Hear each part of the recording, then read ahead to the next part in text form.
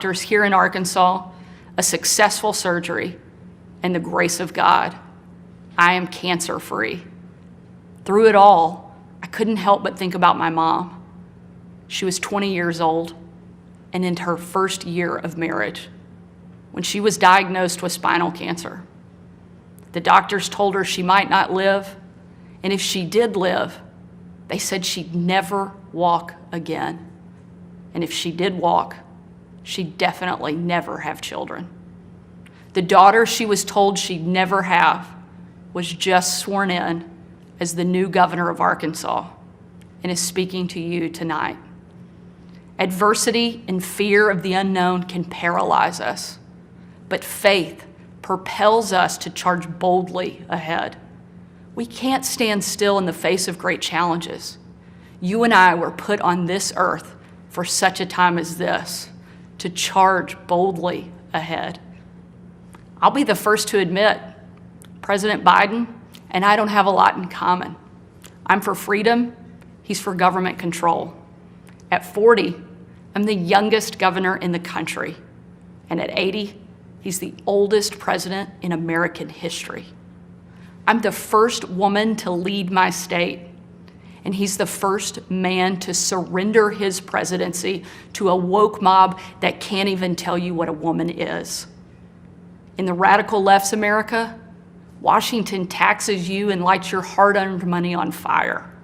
But you get crushed with high gas prices, empty grocery shelves, and our children are taught to hate one another on account of their race, but not to love one another or our great country. Whether Joe Biden believes this madness or is simply too weak to resist it, his administration has been completely hijacked by the radical left. The dividing line in America is no longer between right or left.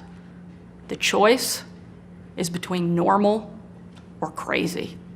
It's time for a new generation of Republican leadership.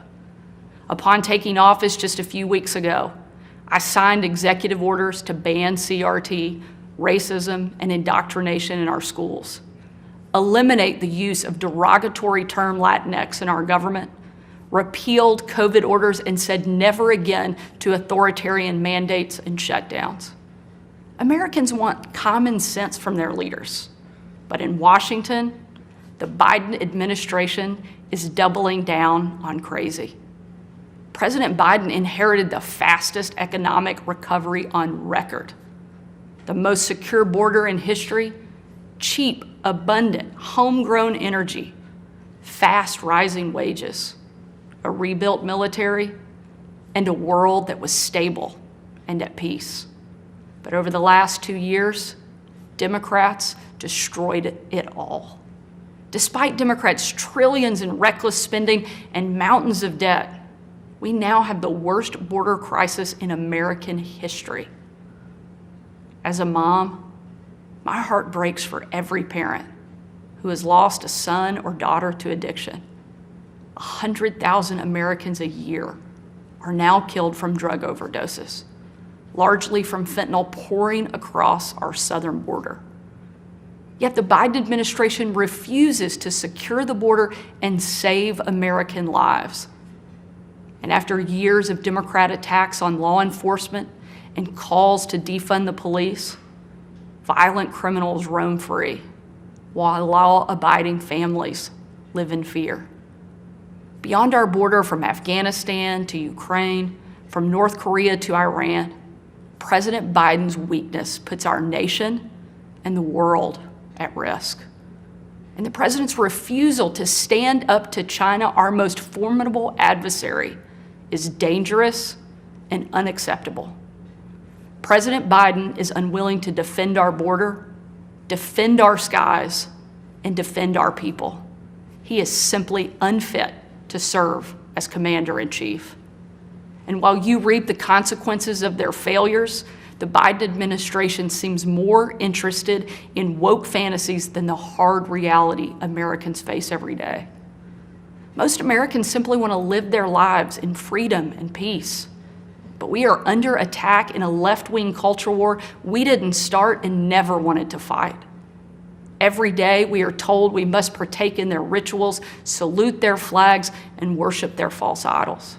All while big government colludes with big tech to strip away the most American thing there is, your freedom of speech.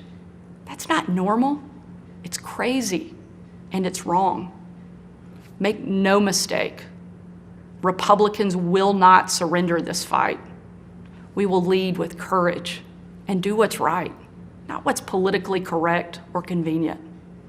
Republicans believe in an America where strong families thrive in safe communities, where jobs are abundant and paychecks are rising, where the freedom our veterans shed their blood to defend is the birthright of every man, woman, and child.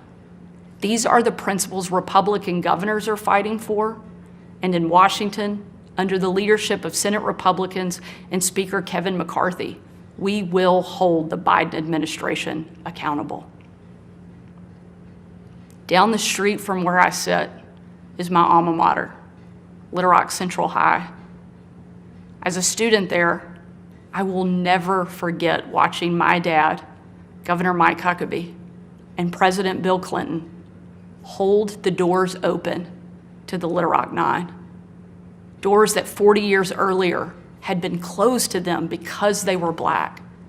Today, those children once barred from the schoolhouse are now heroes memorialized in bronze at our State House.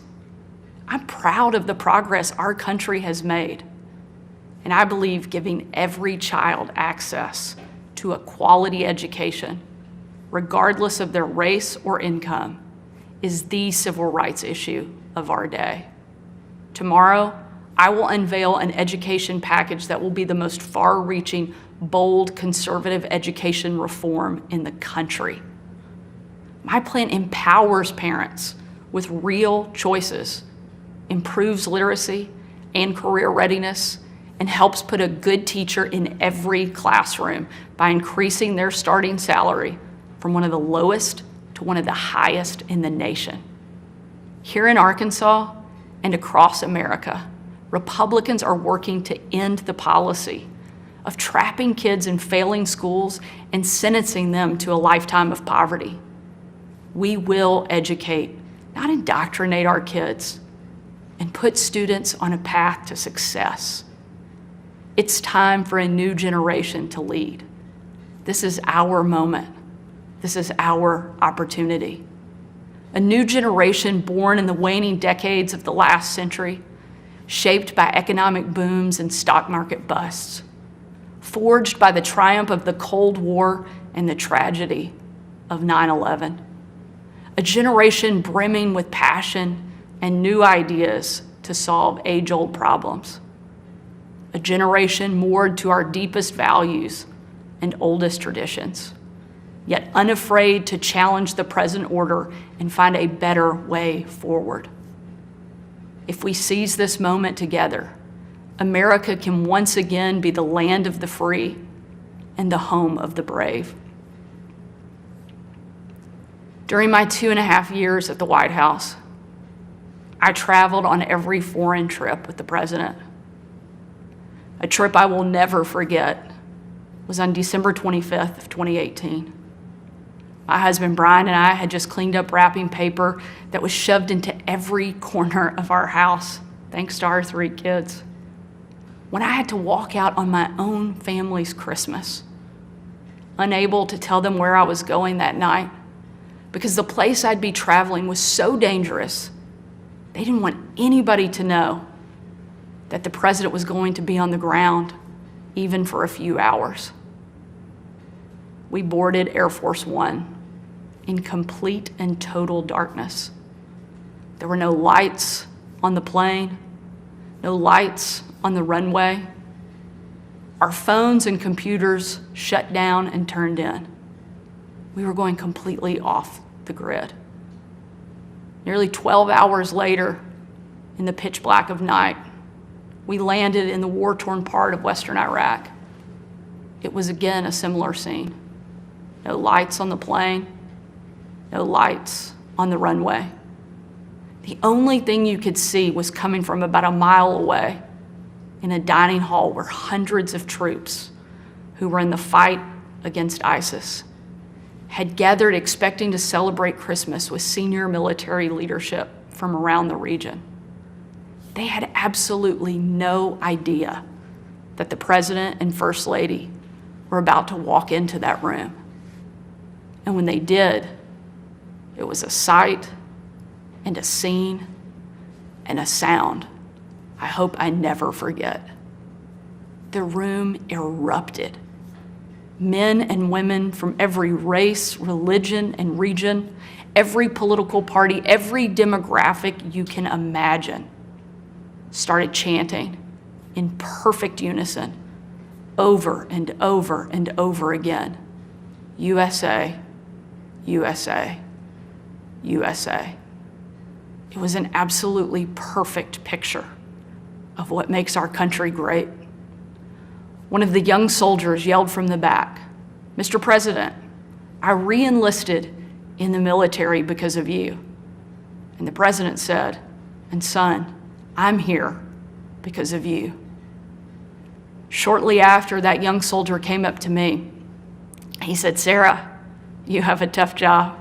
I told him, "What I do is nothing. You take bombs and bullets. That's a tough job." And in a moment that I know I'll cherish for the rest of my life, that soldier reached up and he pulled the Brave Rifles patch he wore on his shoulder, and he placed it into my hand, a sign of ultimate respect. And he said, "Sarah, we are in this together." Overwhelmed with emotion and speechless, I just hugged him with tears in my eyes and a grateful heart for our heroes who keep us free. That young man and everyone who has served before him, all of those who serve alongside him, and the thousands we know who will be called upon to serve after him, deserve to know they have a country and a community back home doing our part in the fight for freedom. America is great because we are free. But today, our freedom is under attack, and the America we love is in danger. President Biden and the Democrats have failed you, and it's time for a change. A new generation of Republican leaders are stepping up, not to be caretakers of the status quo, but to be change makers for the American people. We know not what the future holds, but we know who holds the future in his hands. And with God as our witness, we will show the world that America is still the place where freedom reigns and liberty will never die. Thank you. God bless you, and God bless America.